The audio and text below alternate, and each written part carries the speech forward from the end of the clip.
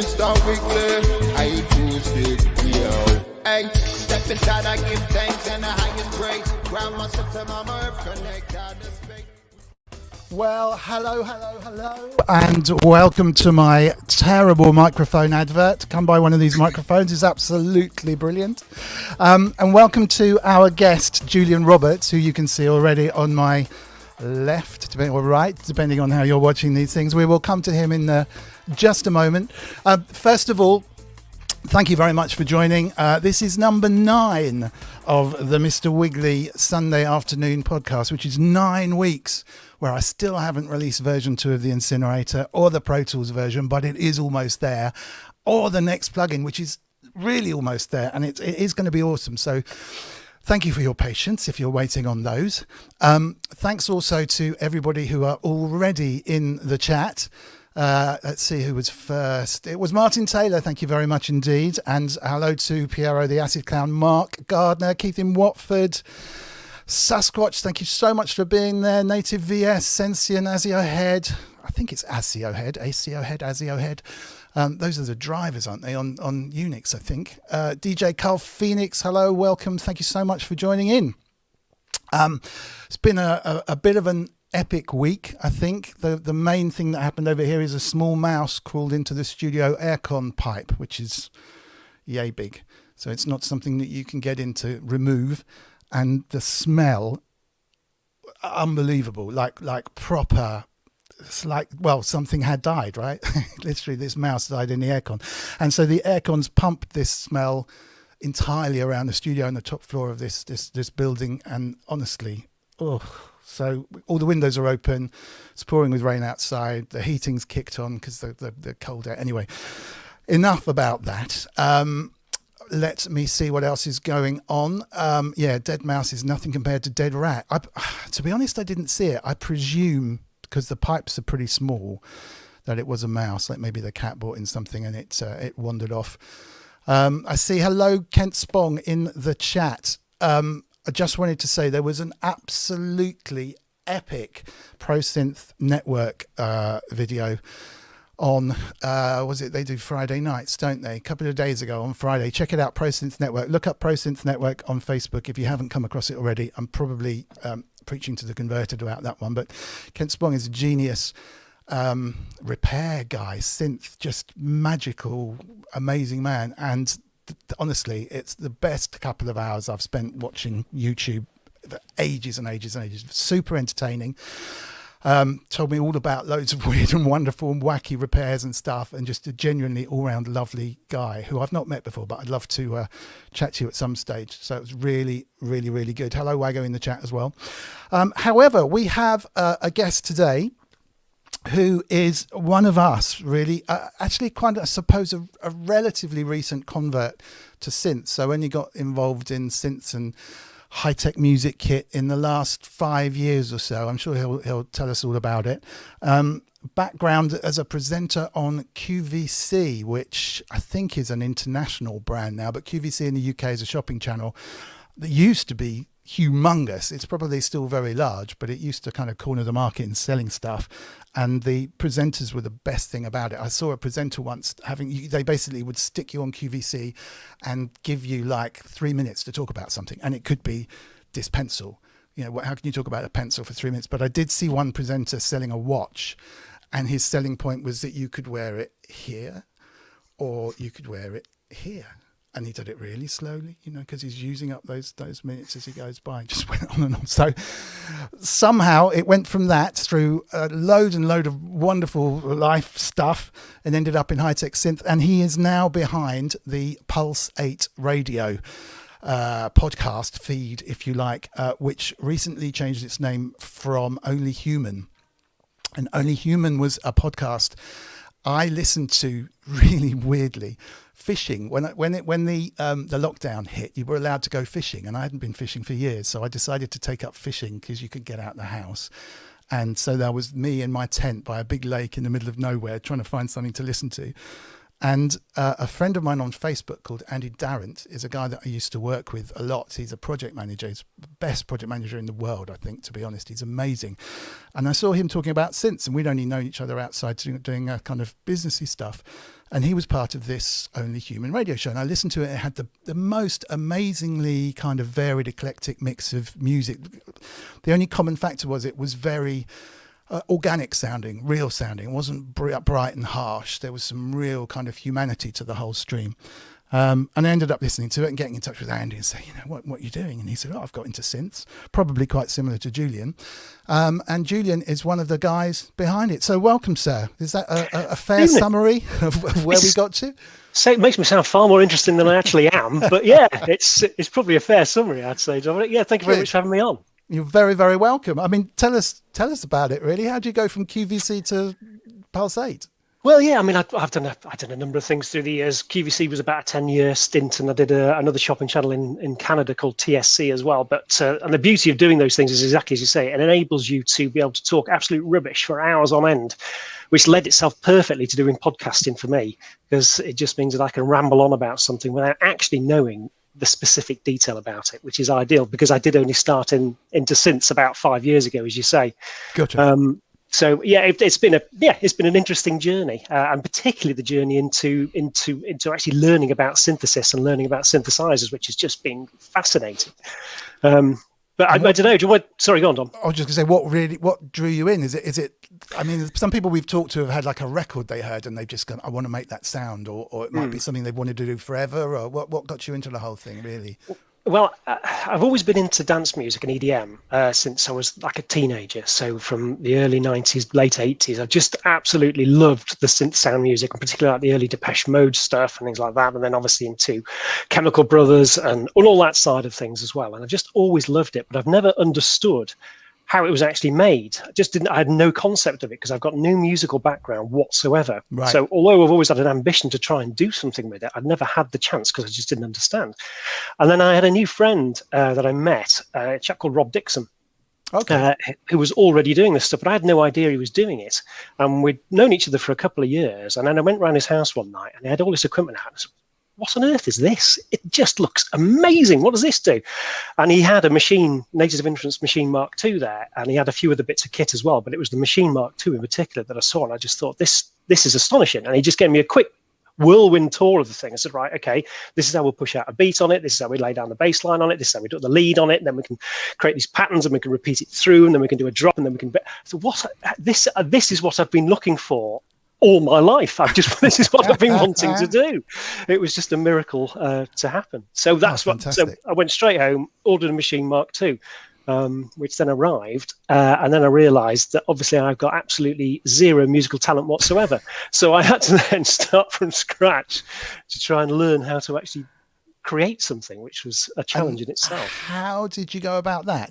I mean, everyone has musical talent. I hate that idea of having a block to create. I mean, gone are the days where you had to have a good singing voice, a good, in theory, singing voice, like Frank Sinatra, to record, because you had to do it in one take. If you had to have a good singing voice, then Lou Reed would never have, got a release. I just like the ability to take what's in your head and push those sounds out to everybody. But I guess doing it can be a mathematical approach. If you're maths oriented, you can think in 16 beats or you can think in terms of sounds and moods. I mean, I'm intrigued to know where people get that inspiration from, or what. Yeah. Here's an empty box.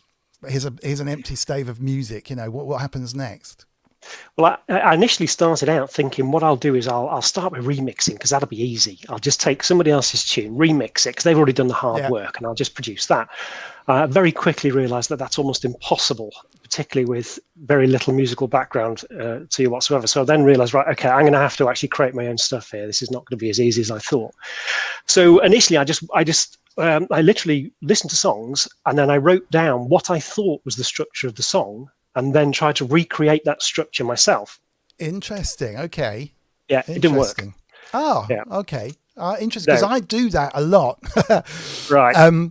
With trance and stuff like that, in terms of drops and things. I'll look at tracks that are working on Beatport or whatever, and I'll look at the bars, and certainly in terms of when the breaks should be coming and when the builds should be coming, they're fairly templated, and I don't think there's any shame in that whatsoever.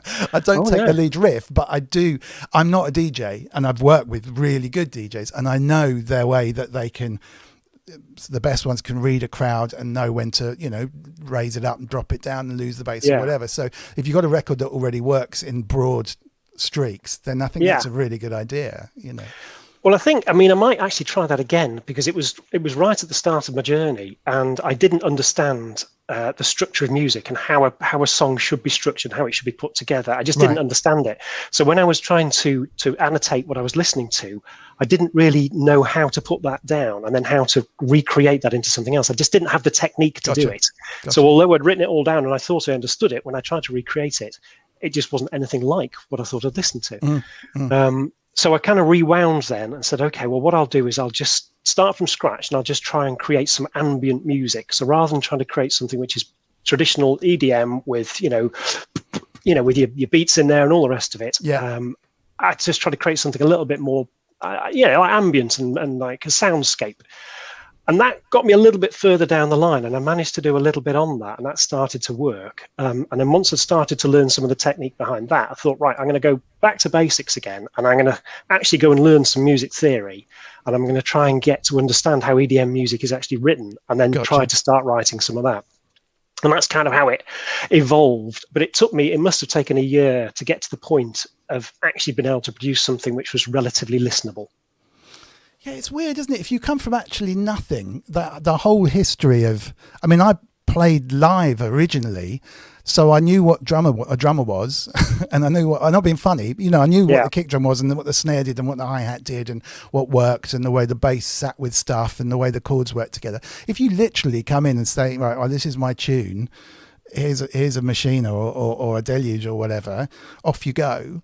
Just the idea of what comes after the kick drum might be a bit of a problem, to be honest. I know the different bits of percussion that you can fly in and how they work, all this stuff that you take for granted, which is probably news. And okay, there's so much stuff around on YouTube and stuff that you can get your head around. It does tend to be a little bit dictative, so you can fall into that mode of, now I sound like everybody else because I've done exactly. And that spark is missing. Yeah, I agree with you 100%. And again, that was, I felt I was possibly about to fall into that trap when I was trying to write down the structure of other people's music as well. I thought all I'm going to do is actually reproduce something else, which with a slightly different tune over it. It's just going to have slightly different sounds and notes in there, but basically it's the same song, and I don't want to do that. Yes. But what I needed was a starting point to be able to actually try to build something and actually create something which was listenable. And the big step change, to be honest, was I sold the machine and then I bought a Electron Digitact instead. Oh, okay. Yeah. And I thought I'd have a go with that. And that was a massive step forward. And I actually noticed in the chat, there's Carl Phoenix in the chat there, I think. Yes, I think you mentioned right at the beginning. Yeah. And I did one of my very first songs that I put it out as I think it was the first video I ever put out. And it was a sampled guitar that I built into a song. And Carl Phoenix, who I didn't know, just put a note on to say, this is actually very good, and you really ought to progress this one. This is excellent. I said, well, look, I've literally just started. Thank you so much. But he said, no, genuinely, this is really good. So I've never actually met Carl, but I've just been a big fan of his ever since then, because that really did spur me on to think, well, maybe I can actually make some decent music out of this thing. And it isn't just me sat in my attic on my own, listening to the odd bumbling beats. Yeah, absolutely. Absolutely. I mean, constructive criticism is totally brilliant. I mean, I don't think it's any good to say, well, that's rubbish. You know, I mean, if it really is truly rubbish, then that's your opinion of something rubbish. Other people will like it. But, there's tracks out there that you can literally say, hang on a minute, if you go and listen to this tune, just listen to the way the kick and the snare work together. And someone said that to me years ago, and I'd made this demo for some label or something, and he just said, now listen to this, now listen to yours, can you hear the difference? And I was like, do you know what, my kick and snare were really busy at the time or something, and his one was really solid, and this is talking about pop music at the time. And I was like, gosh, and within one comment of someone that just took the time to go, I can show you what I'm thinking, probably I learned more that day than I'd learned in the entire couple of months. It's really hard. Everyone talks about having to analyze music anymore. I can't listen to music without working out how it's fitted together. So you're probably at that similar kind of stage right now. If you're Yeah. listening to EDM, you're like, oh, what's he done there? You know. Exactly that, and it's really nice because in the Only Human community. So again, if you want to search it up on Facebook, there's an Only Human page there, and it's a really nice community of very friendly music makers who want to help each other. And that's how that, and we'll come on to that in a second, but that's how the whole thing kind of started. But within that group, it's really nice because if you've produced a song, you can place it into that group, and there's people in there that will just come back with really good constructive criticism to say, look, this is not quite right in there, and this is why this doesn't sound right. And you might want to try adding this in there. And there's a chap called Matt Garnett in there who performs as Sword Swinging Robot, he's brilliant. He really is amazing. And he's fantastic. And he's taken a couple of my songs and said, look, well, just give it to me. I'll make some adjustments to it, tell you what I've done, and I'll give it back to you, and then listen to the two back to back. And it's astonishing what a bit of proper music production going into there can do. It just completely transforms the whole thing. Yeah, absolutely. Azio had just posted in the chat about Yoad's track. It's probably a good time to mention that, actually. Let me just share my screen in here. Sonic State that I'm on. Oh, sounds like someone's heading this way. That I'm on have an album out at the moment called Sonic 001, which is an inspired title, which it would be really cool if you could check it out. It's basically all the contributors for Sonic State, all making a different track on this album. It's on Bandcamp. Just search for Sonic 001. And it's pretty incredible, actually, the way it's come out. I've got a track on there which is like uber pop Pet Shop Boys style stuff. But because no one discussed their tracks or heard any of their tracks with the other people presenting it, we all just put their tracks in, and then they connected it all up to be an album. It's really kind of broad and eclectic the way the whole thing hangs together. And Yoad's track is astonishing in terms of the production. It's simply incredible. The sounds on that thing, he has to be probably one of the greatest mix engineers. I was probably wrong to say even call him an engineer. Come on in the world. I mean, it sounds quite incredible. Ty Unwin's done an amazing track on there using only free plugins. This is Loullamae, my daughter, who normally presents the show all the way through. She had a little break this morning.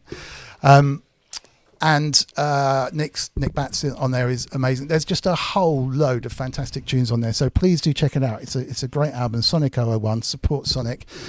They do an awful lot of stuff for the synth industry for very little in return, I think, to be honest. So and that podcast is like 12 years old, not 20 years old, but 12 years old. So worth a look.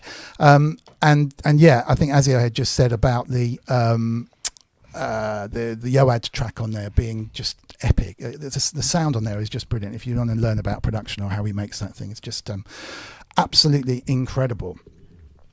So Loullamae arriving, can we hear you? Are you turned up? Yeah. Yeah, we can hear you. That sounds good.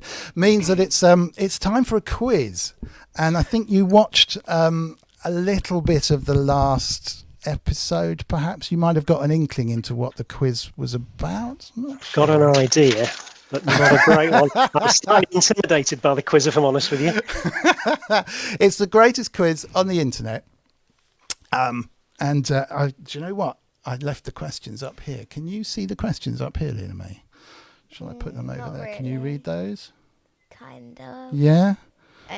Yeah, we'll be all right if I stick that up there. Okay, so brace yourself. This goes out to the chatters as well. So whoever gets the right answer, it does involve a little bit of, mind reading. You have to be in Loullamae's mind to kind of know most of this stuff. But let's give it a go. Good luck. No one has ever got 3. Did Suzanne get 3 last week? I think she either got 3 or 2. 2 or 3. Right. Yeah, I think she might have nailed 3.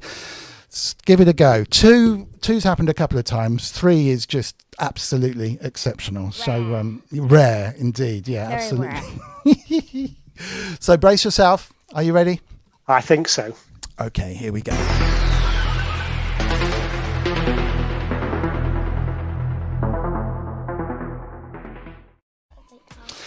And this music in the background is Loullamae's own music made with a launchpad on an iPad. So she's been doing that as well. Incidentally, people in Facebook, Andy Dixon, Tony Pumata, and Phil Yeldham. How are you doing, Phil?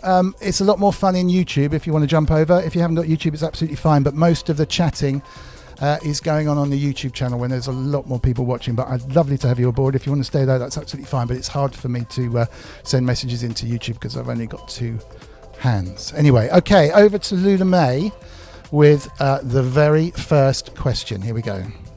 Put it so my screen is like halfway. Can I not see you? Oh, I'm so sorry. There you go. That's better. That is a magnificent set of headphones. Okay, you ready? Mm-hmm. Into the mic. What is Ellie's favourite colour? So let's see Ellie. Ellie's favourite colour. Okay, so Ellie is grey with brown eyes by the look of it. Elephants, usually when you draw them, they're blue. I'm going to say a nice navy blue. Oh. It's a type of blue. Oh. I mean, I reckon you get that, to be honest. Someone's close. They said light blue. Light blue. It's a type of blue. I got to be honest. If you get the type of blue, I'll be amazed. Yeah. It's a something blue. Something blue. It's like light blue, but it's a something blue, not a type of deep blue. It's sort of like that, but sky blue from Carl. Nope. It's a difficult one. Ocean blue. No. Aquatic blue. Someone said duck egg. Duck egg is... Oh, duck egg blue. Yeah. It's a good one, actually. There is a duck egg blue. French blue, no. What would an Cotton elephant blue, like? no. Cotton blue's pretty close. Yeah. Cotton blue's close, is it? Right. Yeah, it's kind of weird. Bloodshot blue. Says Martin Taylor. I mean, you get a point there, definitely, for blue. Should we give the game away? Okay. I'll tell the answer. Okay. Baby blue. Baby blue, of course. Now you've said it, it's obvious. There's another colour question.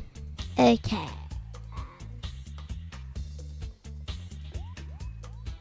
Can you see that? What colour is Ellie's bed? What colour is Ellie's bed? So, if her favourite colour is baby blue, she probably doesn't want to overdo it because you don't want to be, getting bored of your favourite colour by having it all over the place, do you? So, I would say possibly. So, I'm sorry, which one are you thinking? Pierre of the Acid Cloud, Mark Gardner said baby blue in the chat and we missed it. Did he? Look at that. Incredible. He got it. Mark Gardner on the ball. Mark Gardner on exactly. I'm so sorry, Mark. We missed you. Right, I take it all back. So do carry on. Right, carry on with your logic. Apologies, I was blown away by that. That's all right. Well, I think baby blue goes really nicely with pink, so I'm going to say pink. It's 2 colours. Oh, Can you put right. Can you just give me a wink if one of them's pink? No? I thought that might be asking too much. Right, so I'm going to still stick with pink, I think. So pink and grey go well. Pink and blue go well. I think blue's the favourite colour. I'm going to go pink and blue. No. What? Double wrong here. I sure? need to be watching the chat here. Should I tell? Kent Spong says yellow. No, green. Let's see if we've Someone got one of the colours right. Where are you seeing that? That one? Yeah. So what is one of the colours? Oh, someone got it before him. Okay, who had the white? Oh, Sonic Link got the white before you. It's actually white spots, but that counts. Yeah. I wouldn't expect someone to say white spots, to be fair. So what's the other colour, guys and girls? White spots. So the white spots are on top of another colour, aren't they? Yeah, absolutely. So white spots. I like Keith in Watford, sky blue pink, and someone had a terracotta in there, which is great. Ford Escort Regal Red from Kent. Someone said black and white, close, but not. It's black and white. Is close, actually. White and grey. Exactly, bang on. Well done, that man. Well done.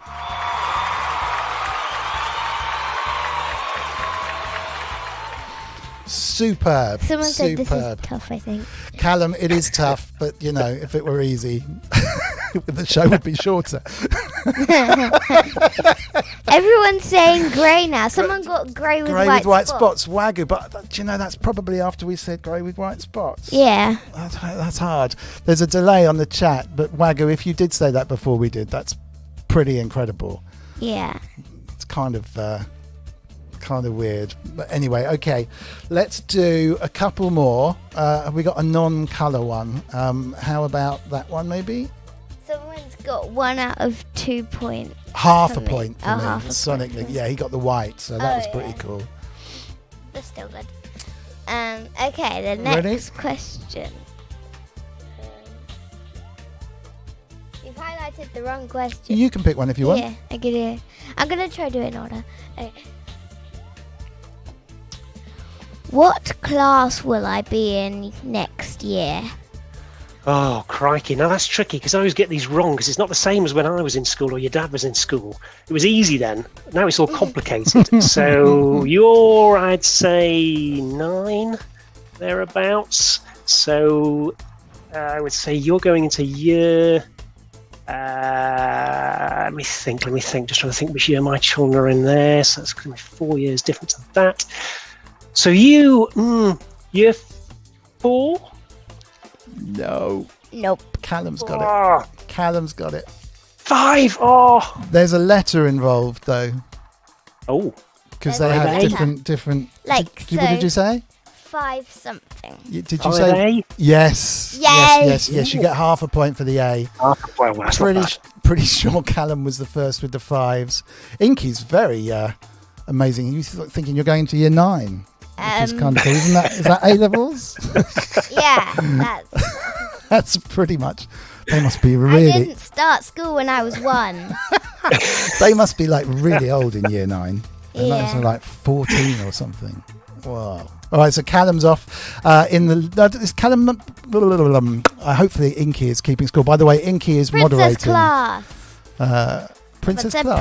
princess class? Lovely. Kent Spong, you're already top of my estimations for the amazing interview that you did Someone on Pro said 5A, but it might be after. I reckon it was after. Sasquatch again. He waits till we say the answer and then he posts it. Jen says 5B though, so maybe it wasn't afterwards. Thank you, Jennifer. Okay, yeah, so sorry, what I was going to say was Inky is moderating the chat, so be nice to Inky, and if you troll, then she'll just kick you out. So she's the one to be nice to. I'll just mention again, anyone in Facebook, it's a lot more fun in YouTube, because there's a few people watching in Facebook for which we are truly grateful. Margaret, Phil, Andy, Dixon, and Tony. If you want to jump off, I can't paste to you the YouTube link very easily, but just to go YouTube Mr. Wiggly and it'll pop up as a live stream. Right, 2 more questions I reckon, and then we can find out a lot more about what's been going on with Julian. I'm going to find a hard one. Okay. Oh, don't. Because the others were so easy. Yeah.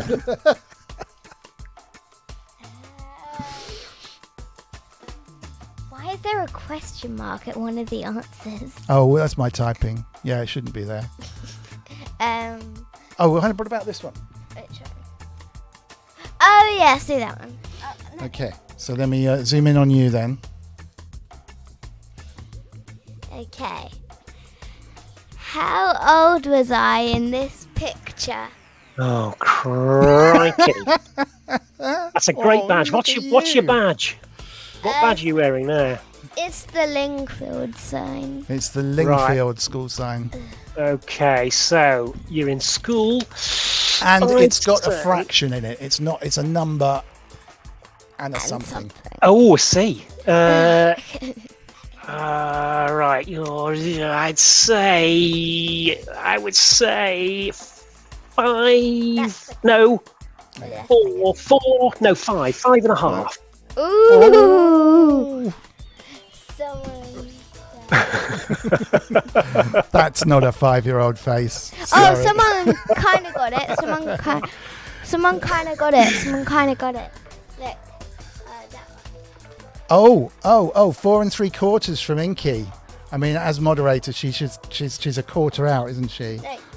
4.5 then, is it? It is, yeah. Which one? Right. Above Inky was 5.5. No. 3.78. 3. Well, yeah, actually, you know your fractions at school. 3.78 is further away than 3 3/4, which was Carr's one. And so Inky's fractionally closer with 4 3/4. No one did a 4.5. Although I guarantee someone's going to do 4.5 now. Wagyu's saying boom. So I'm guessing he posted it and we completed him. 4.5. There he was. No, it's not 4.5. The answer. Isn't it?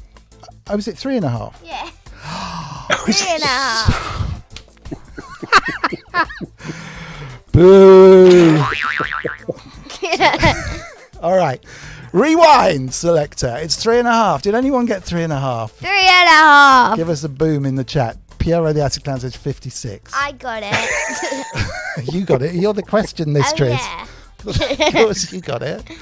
Oh, gosh. So 3.5. I'm sorry, Wagyu. Just look, Callum got it. Callum got it. He There got it. There he is. He got a really good one. Okay. Last question, and we'll chat to Julian about his life and the meaning of it and so forth. So, Okay. all right, you pick your questions Show me again. the questions. I will do. Here they are. Why are you using a piece of paper for a mouse mat? Yeah, it's my prerogative. You have a mouse mat. Come on. Okay.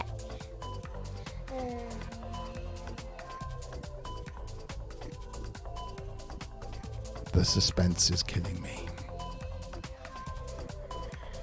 I can't see the questions anymore. Oh, sorry. There you go. Okay. Come on then.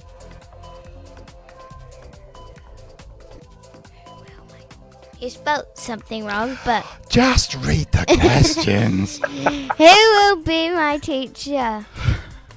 Who will be your teacher? Oh, When what, you are- this coming year? Yeah. Okay. Your new teacher will be. My Oh, new my teacher life. will be. This is So hard. I've got to. Yeah. I've got to think of a name for your new teacher. Do we get any clues, like if it's a lady or a man? It's a lady. Lady. Yeah. A lady. it's a Okay. lady. All right, and I'm going to say it's going to be not a Mrs. I think it's going to be a Miss, and I think it's going to be like a classical name. I think so. I'm going to say Mrs. Shakespeare. Miss Hathaway. I was thinking. Someone got the other class. Did she? Who's the Oh, other really? class? That one. Callum did. Yeah. All right. So Callum, your skills at mind reading are good, but you've just got the other class. You've got the 5B Someone class. said Mrs. Young. Mrs. Young. Oh, I thought that was right. And Callum's the Queen. Queen. So Mrs. Smith is correct if you were in 5B, right? But Yeah. not correct for this one. So we're not quite there. It is a Mrs. So Mrs. you were wrong on the Someone said Lady No. Thomas. Lady Thomas. Hello, my name is Lady Thomas. Lady Thomas. Mrs. Miggins. That would be a cool name for a teacher, but That no. would. No, right. What can we? It's a food, isn't it? Yeah, it's a food. Oh. Mrs. Not going to be Mrs. Pop. Cake. Miss Pop. Mrs. Pie. Cake. Mrs. Cake.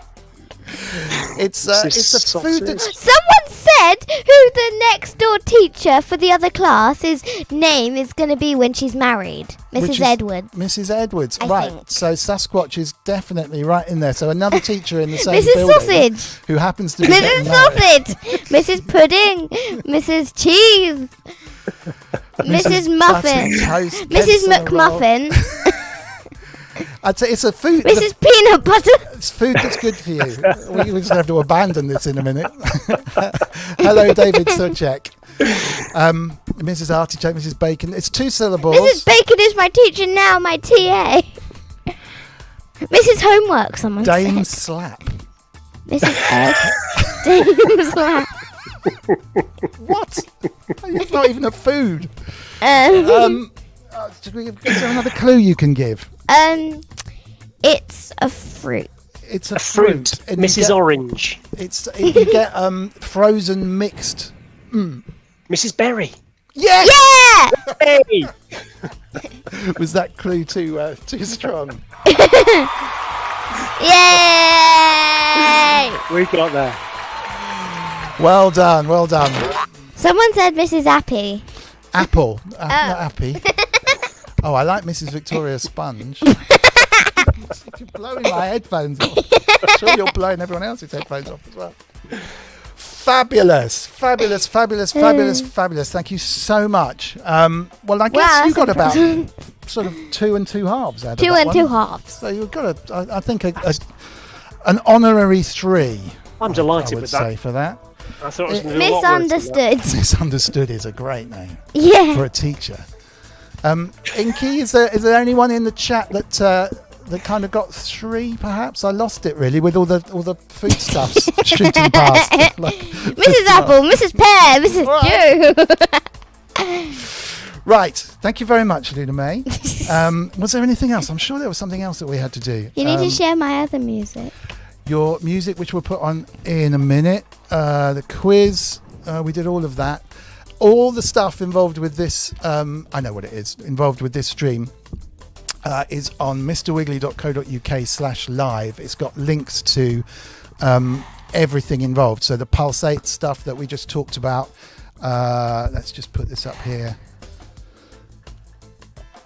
All the Discord, the Mr. Wiggly Discord is really cool. There's a few people in there. I wonder what that noise was. It's you huffing. The Sonic State link is on there, and Loullamae's charity fundraising for Great Ormond Street Hospital. So we don't charge anything, obviously, for this because no one would be bothered to pay for it. But Loullamae is raising money this and next term for Great Ormond Street Hospital by putting together these amazing things which you can't see because I haven't got the camera up. There you go. So here you go. Let me zoom in on that. There you go. They are Orbi stress ball makers. So yeah, there's one of those. This is what it turns into overnight. It's like a balloon full of Orbis. And it feels so nice. Orbis are those kind of really tiny little bits of plastic where when you put water in, they swell up. And so if anyone would like to give some money or buy one of these wonderful things or just in general support the stream, what we'd like to do is support Great Ormond Street instead. And Loullamae's doing really well because she's already raised a couple of £100, which is pretty epic for a 9-year-old. £190, That's right. So there is a link to that on mrwiggly.co.uk/live. Who's Luna? Someone said thank you, Luna. Oh, no, they don't quite know how to spell your name sometimes. Loullamae. I'll put that on this page as well. But you've got the YouTube, the Discord, Loullamae's fundraising charity page. Here for is Great my Ormond name, Street. how you spell it. And the Incinerator plugin and all that stuff. And so it'd be TikTok really account. cool if you want to donate a couple of quid. It's all for the kids at Great Ormond Street, which is amazing. So thank you very much indeed, Loullamae. If I can just zoom back into you. We'll see you again next week, if that's all right. Thank you, Loullamae. If you want to stick around. That was amazing. Round of applause.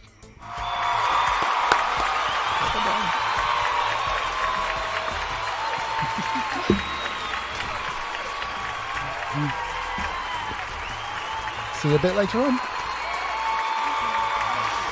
Okay, so back in the real world.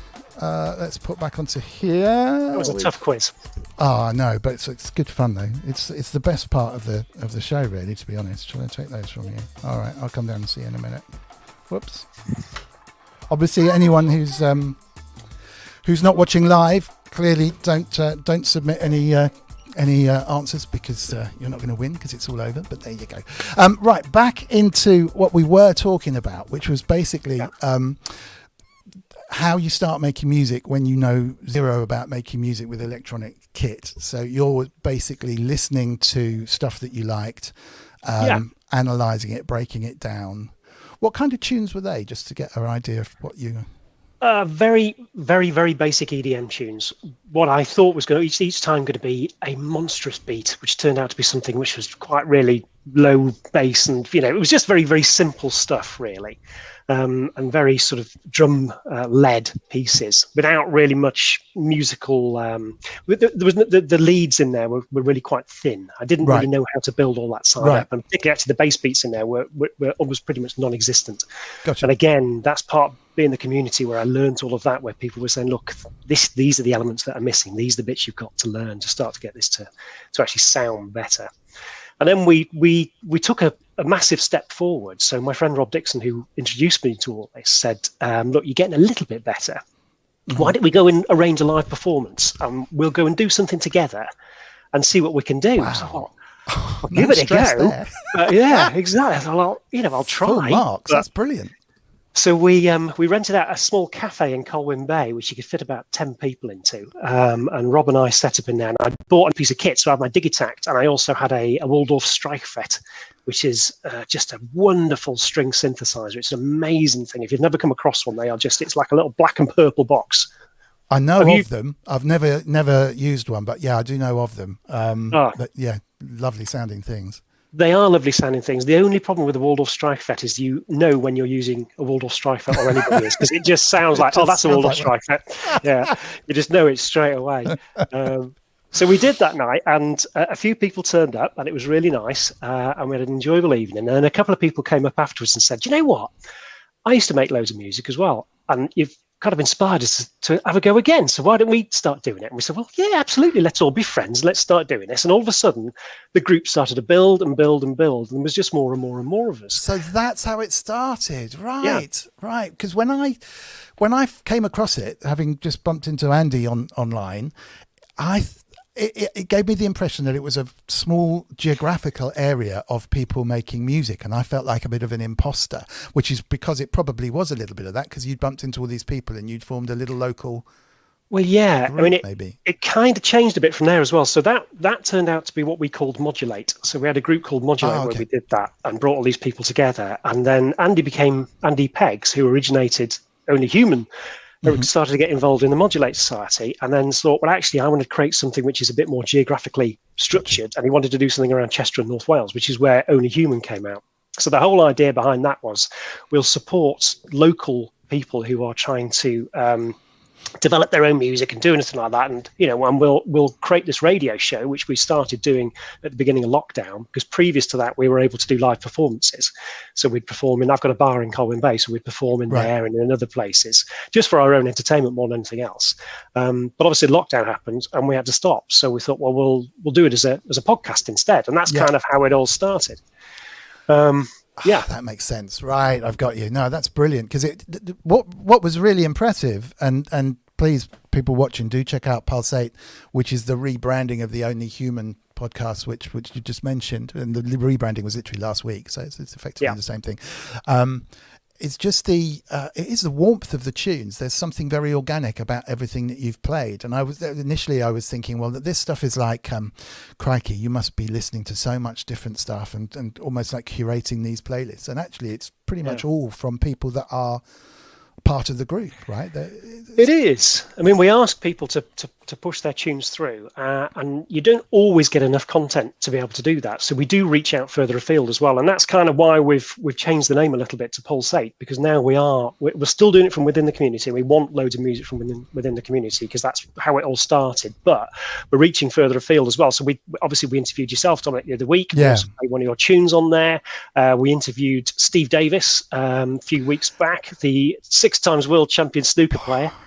Amazing. And I mean, he is, I found out that he was a massive music guy, like an incredible record collector and an incredible knowledge on I think it's electronic music in particular, isn't it? I think genre.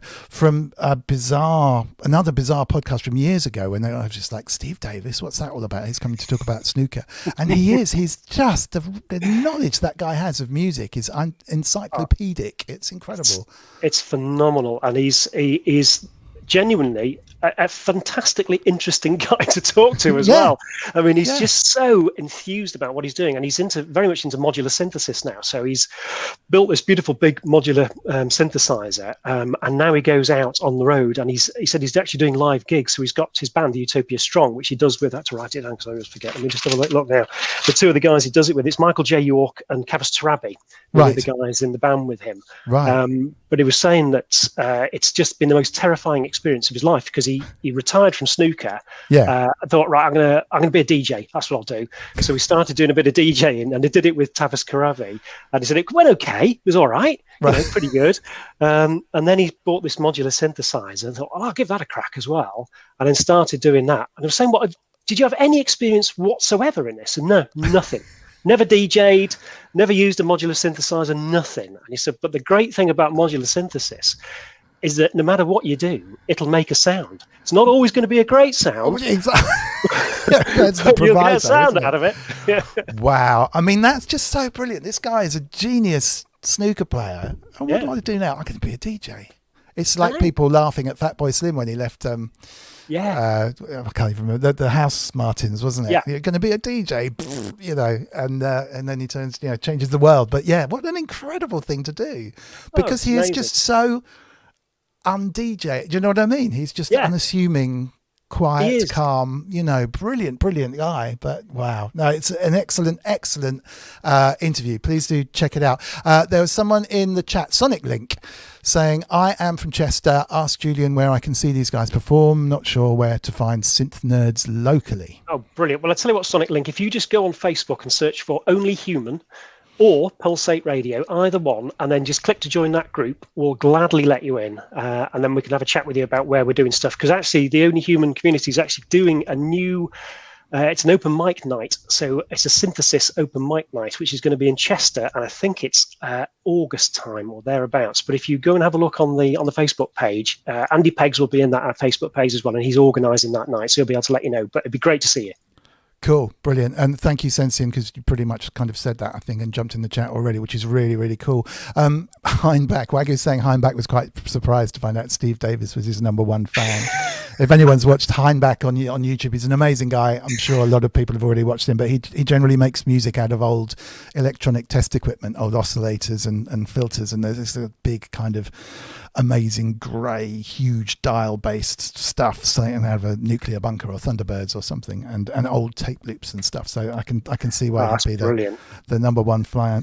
I mean, I love people like that, though. People doing unusual stuff like that. We have another member of our group called Tim Lewin, who's well worth checking out, and he also goes under the Instrument Inventor name. But he basically he makes musical instruments out of, so he's just made one out of whiskey bottles. So I think it was Jim Beam bottles or something like that he made it out of. But when you see the instrument that he's created, it's utterly astonishing. And he's in the process of making a xylophone out of old shelf brackets at the moment. He sent me a video last night of that, and it's just astonishing, the stuff he makes. It really is quite amazing. Just Googling, but I couldn't find anything to show up. That sounds great, though. So that's part of Sensate as well, then, if you go and have a look at it? It's part of... yes, absolutely. So if you go to Pulse8, that'll be on there. But it's also, again, Tim's part of the Only Human community, so you'll find him in there as well. And he posts stuff in there most days of how his inventing's going. Okie doke. Andrew Brooks after links. What I've done is I've stuck them all at mrwiggly.co.uk/live.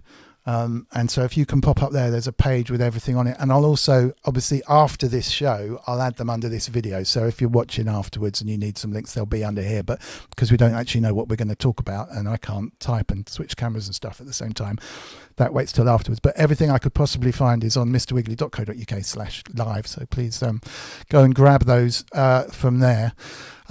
So when you've got to a level where you're literally performing live before you're particularly comfortable making too much music, I'm guessing. So what's to come, I suppose? I mean, where are you heading in your musical journey? So it's a great question, and a question I wish I could answer. I mean, my musical journey so far has been mostly buying and selling gear, and then thinking, all right, I know what I can do. I'll buy that, and that's going to make it a lot easier. I'm just going to try that. So I listed out all the gear. So in 4.5 years, I've had a Machine Mark II, then I bought an Electri BSX2, then I sold that, bought a Digitact and the Waldorf Strifect. I sold the Strifect, bought a Dave Smith Mofo. I then I bought Korg Monologues to go along with that. Then I sold everything and bought a Machine Mark II again. And then I bought a Machine Jam to go with the Machine Mark II, sold both of them, bought an Electri BMX2. Then I bought a DeepMind 12 to go along with those, which was an amazing piece of equipment. Then I bought a Korg Chaos Pad and the Korg Chaos Oscillator. I thought, this is really going to turn into something now. Sold a lot. Then I bought a Machine Studio instead. I thought, this is going to sort me out. And I bought a Moog Sub Fatty to go with it. I thought, I'm going to have amazing bass lines out of this as well. Again, I realised very quickly I couldn't play a keyboard, so the Moog Sub Fatty had to go. So then I bought an Electride EMX2 to go back with my machine again. Realised why I had sold the Electride EMX2 in the first place, because I didn't like it. So that had to go. Then I bought a Korg Mini Log to go with the Machine Studio. And then I thought, this is getting really complicated now. So I bought a Roland MX1 to try and keep everything in control. And then I thought, I've got too much kit here and I'm just getting confused with it. So I sold everything and bought an Akai Force, which was brilliant. And I thought, this is it. I'll never, ever need to change a piece of equipment again. I've got everything in one box. And then I realized how complicated the Akai Force is to use, sold it. And now, guess what? I'm back on Machine again. Back on Machine, yay! So I've got a Machine Plus. Fabulous. My word. And that's over what? How many weeks? 4.5 years that was. So almost every week the wife said, what's that's arrived through the post on nothing. My word. And so you've never really got into doors in the background, which is fine. Really. Absolutely fine. It's quite interesting that you've gone the hardware route. Well, yeah. I mean, the great thing about Machine, and particularly the new Machina Plus, and I'm not trying to sell this, but the Machina Plus is an amazing piece of gear because this is a standalone piece of equipment, so I can use that without a computer. Yes, I remember. I can also use it with the Machina software, which is really a door, really. It's not exactly the same, but it is a door, and it's where my journey started, learning on that piece of software and learning that piece of hardware. So I managed to sort of get through that journey and come back to it again to go, well, actually, what I need to stop doing is buying pieces of equipment. I just noticed the comment from Wagyu there. Yeah, I think I do. I suppose it's quite the opposite. I think I need to stop buying equipment. And what I need to do is sit down and concentrate on the one piece of gear I actually know how to use and then learn more about structure. So what I'm trying to do now is learn about the structure of EDM much better. And it's as you were saying before, Dom, about, when to get your drops in, when to put your riser in, how to drop off at the end of the riser and then bring the bass back. And just all of those really neat tricks, which sound right when you hear it and sound really wrong when you don't get it right. Because structure to me is instantly verse chorus, middle eight drop, or whatever it might be. It's nothing to do with the sound, and I'm sure you're probably talking it's to do with the sound as well. Because when someone says, "Can you work on the structure?" in my head, it's been like, "Well, you got everything right, but actually the chorus comes in too fast, or the drops too early, or whatever." It's nothing to do with collectively, how's the kick drum sounding. Whereas you're literally the structure sonically as well as the structure of the whole thing, the way it flows. I mean, it's easier to do that in a DAW. So you're bang on with the Machina, the new one, because you have got the best of both worlds. Yeah. So in terms of, I always feel I've got better control over sonics in a computer because you can literally do anything with them very clinically, which has its own disadvantages too. And I've heard some live jams that people like Inky and Acid Clown in there and Jen actually done some amazing stuff, which you might want to master a little bit. You might want to warm it up, the whole thing, but you certainly don't want to be messing around with compressors on kick drums and stuff as well, because if you're using the good samples and sounds in the first place, you're kind of there. It's difficult. I was brought up on DAWs, so I consciously made a decision to buy a Deluge, which really should be on your list. It's just it's just behind me. You can't see it. If I do that, it's just on that side. That side rather. And that's kind of cool as well. But I personally like going in and going, right, my kick drum needs some work, so I'm going to work on that for a bit. Sound wise, not particularly pattern wise, which I find a bit limiting.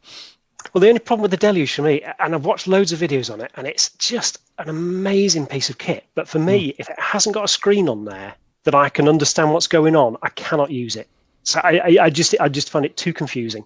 Maybe I'll lend you mine. And you can try it, because the buttons are the screen. They really are. They're a very, whatever it is, 16 by 32 by 16 or whatever, a grid where you can zoom in on the waveform and stuff. Now, very originally, you couldn't do any of that stuff, but you can see the waveform on the buttons. Really? Really? Yeah. And I have to wear glasses when I'm using it, which I don't have to do for anything else, because the buttons, every button has a function, and you do get muscle memory really fast. But if I haven't played for it I did a whole bunch of videos on them when they first came out. It's what got me into this, really. And I knew it backwards, and then I stopped and I've forgotten some of it. But you get it really, really quickly. And it's a really strong performance instrument, actually. Really? So the Force, it used to knock everything out the park. The Force with the latest software releases have kind of brought the Force up to being a decent contender again now. Because when Akai kind of hadn't finished it when it came out, in my personal opinion, and they always took ages to catch up. But apparently now it's going some. I mean, it's a great piece of kit, and I would genuinely recommend it to anybody. And I wish I could have kept it, but what I found was happening was that as soon as I was trying to do something new with it, I was spending most of the time not actually creating music. I was spending most of the time on YouTube trying to work out how to do stuff on it, which was taking all the fun out of doing everything. So eventually I just thought, this is just too hard work. As much as I love it, I just don't want to be spending my time on YouTube. I want to be spending my time on the piece of kit. Making the tunes. Yeah. There's a lot of deluge love in the chat. Maybe that's something to do with my background. My word. I think if Akai really, I used to be sponsored by Akai, so I had all their original S1000, all the tunes I made back in the mid 90s and 2000s were all on Akai's before you had like GarageBand and Auto Tune on Macs, and it was brilliant. It was a real for it. But then they started releasing stuff which just didn't really seem to be finished, and they would take a long time. You'd get the next release before the software update from the last one, and it's a problem because it gives you a little bit of a bad reputation. And now the Force, which apparently is good, is a little bit tarnished by the fact that I'd be a bit mugged off if I'd spent all that money on it, and then 18 months down the line, finally I could, stream stuff from disc, or I could get an arranger mode. There wasn't an arranger mode, that kind of. No, there wasn't. There wasn't. I'm not even sure it's got disc streaming still. That was promised for a long time, and I don't think it ever actually arrived, which is frustrating. And that's the nice thing again about Machina Plus, because it feels like a finished unit already. It actually feels like this is workable right now. Works with the software, it works on its own, does exactly what I want it to do. And as soon as I open the box, I could create a tune. And then that was brilliant. I bought I think there was a Mini ages ago, but I came from the other side. I thought maybe I can plug this into my Logic door, and it didn't quite do what I wanted it to do, but it got me into their whole stream of upgrades, so it gave me a discount on the next thing and the next thing, and so it hooked me anyway, and now I can't actually sell it because I lose the discount. It's the first. It's bizarre. It's really bizarre. I tried to sell it to someone, give it to someone, and giving them the serial number would mean that I lost all my discounts on the rest of the kit that I purchased. You don't want to be doing that. Yeah. No, this is true. Let's have a quick look at my list of things I have to plug or promote. I already mentioned ProSynth Network's interview with Kent Spong, but I have a feeling Kent may have not been on at that stage, and Rob from there hasn't been on. So please do check that out. It was such a brilliant interview on Friday. ProSynth Network on YouTube. They bizarrely have less followers than I do, so please jump in on that, follow them, and go and listen to that. He's an amazing guy. I'd like to plug the Incinerator very briefly, if you don't mind, because this video is sponsored by me. This is the Incinerator plugin. Have a very quick listen to it. It's the plugin that I make that kind of funds stuff like this, and there's more to come. Have a quick listen. It's basically a real incinerator, which is a metal box. It's in the corner of the studio over there. You throw your sounds through, impulse responses from that, and it warms everything up. It's not a distortion plugin. It's a make it sound bigger and move some air plugin. So I'll give you a quick demo of what that sounds like. Okay, here's Logic. I've just loaded in 5 quick loops from the Apple Loop library, nothing special whatsoever. There's a drum loop to kick things off. I've strapped the Incinerator across it, but at the moment it's having absolutely no effect whatsoever because we've got the dry signal at the top, but the wet signal is on 0, the overdrive is on 0, and the reverb and the delay are both switched off. So this is a completely naked loop. This is what it sounds like. Now, if I turn up the overdrive a little bit, and then I gradually increase the wet signal, so we're mixing the wet Incinerator in with this loop, you'll start to hear the Incinerator have an effect.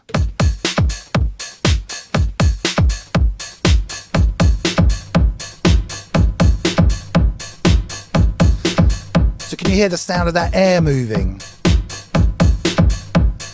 That's the sound of the bass bin on the Incinerator combined. So you're getting quite a big boomy sound, which sounds great. Might be a little bit too much at the moment. You can tail it off a bit. Here's the original. And there's the incinerated version. And there's bunches more of that. That's just a very light kind of take on how the whole thing works. We need please do check it out, rather than either give some money to Great Ormond Street or buy my plugin. That would be a really, really cool thing to do. I appreciate, again, I'm preaching to the converted, because pretty much everyone in the chat has, I think, already bought it. Martin Taylor's saying, when can I load it into the Digitext? I'd love that. If they loaded stuff like that, that would be so cool. What else? That's it really in terms of plugging and stuff. The Keith in Watford, can Julian do a 3-minute QVC sell on the machine? Was it jewellery that you said that you? It was jewellery. I did, yes. It was. And is it literally kind of talk about this for 3 minutes? Here you go. Off. I used to do 2-hour shows. So literally, you'd sit there, be like 3, 2, 1, off you go. There's a piece of jewellery. Go and talk about that bit. Then you'd have your next piece, and then your next piece. So you just have to talk rubbish for 2 hours. It's just incredible. Wow. And have you ever presented shows outside of QVC, DJing or radio and stuff like that? No, not really. No, I mean, I do these podcast bits and pieces, and that's pretty much it, really. Other than that, it's been a very short TV career. That was. Oh, cool. Well, thank you so much for coming on. I mean, we've done an hour. We could go on quite happily for another hour. If there's anyone in the chat, any questions would be very much appreciated. Any suggestions on the next tranche of gear that Julian should buy? Very much appreciated. I can't believe that list. I noticed you'd written it down. I was like, where's this coming from, man? Wow. I do have a picture of a cat getting stroked, which is kind of, well, sometimes I've got these Reddit stuff on standby in case we ever run out of anything to say, and I never ever use them, so it's worthwhile just checking out this cat. Oh, Kent's saying CS80. Just wait until I do it. Are you ready for this? Azio's saying, sell everything, get into Euro Rack. There you go.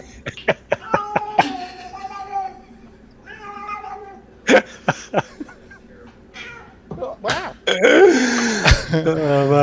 And I also had a big fluffy dog on standby just to keep things going if we lost connection.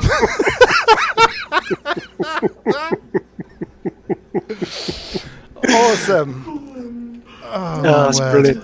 Okie doke, I better stop the cat gag in the background. Sounds terrible. Fluffy dog time. All right, well, listen.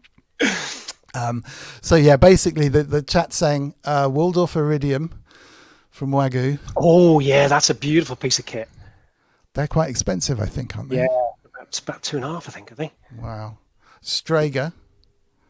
Come across that. I'll make a note of that.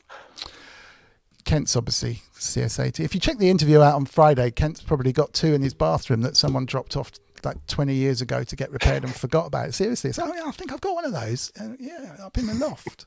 So, what? All right. Well, thank you very, very much, everybody in the chat. £1,900 for PRS is £1,900. I'm guessing that's what the Iridium is. And a Behringer 2600. I've got a Behringer 2600 sitting here next to me, having got it back from Starsky car, because he did a comparison with it, and it is good fun. Actually, I've been having quite a lot of good fun with it. It's good value for money thing. Behringer aside, it's a great thing. Oh, hi Thorsten as well. Thorsten Tobias Hines in the chat. He's going to come in at some stage shortly and have a chat with us as a guest, which is going to be great. Anyone else in the chat wants to come in and talk on a Sunday, please do, because this is about just regular people like us having a chat on a Sunday about anything and everything really, and obviously looking at pictures of big furry dogs, so that's all cool. Thank you very, very much indeed, Julian, for your time, and it's been really interesting. Thank you. It's been an utter pleasure. Thank you very much for having me on. And just a little quick plug for the next show goes out week tomorrow. I can't even think what that date that is actually, but it's 8 p.m. on YouTube. So if you search for not Circle 8, for Pulse8 Radio. Pulse8. That's PULS at number 8. There's no E in it, that's right? I think there's a different Pulse8 for a rap show, I think. So yeah, PULS number 8. But go to mrwiggly.co.uk/live. All the links are there, and I'll also put them underneath this tomorrow after the show. We've also got an amazing interview. We're doing an interview this week with Ian Boddy, who is just astonishing. So that's going to be fascinating. So that'll be on the show as along with a load of great music as well. We were chatting about Ian Body before, weren't we? Yeah, he's an amazing. He was involved with Akai back when I was making sound libraries, and he was into modular synthesizers before anybody was, and has remained into them forever, and is now one of the coolest guys on the planet simply because he's been into it for so long. And he has an amazing record label that he runs with some incredible music on there, a lot of great artists. He's a real proper musician, basically, with some amazing sounding stuff, great live shows, so it's well worth watching. I haven't seen him interviewed, actually. I don't know if he does that much talking, so it's a bit of a coup, I think. Yeah, I don't know, but I'm genuinely excited about it. It's going to be really, really fascinating. Brilliant. Well, check out Pulse8. Thank you all very much for watching. We'll see you here same time next week, or if you're watching on replay, try and catch us out live because it's more fun chatting. If not, thank you very much, and we'll see you again very, very soon. Take care. Bye for now.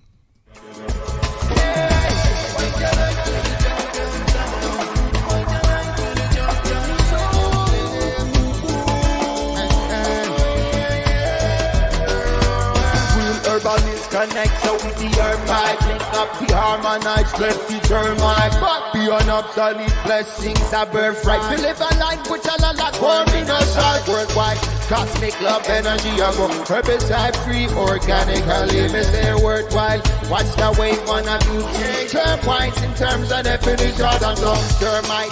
Yes, I check the eye. One side is defined by one side the other. I am an idea.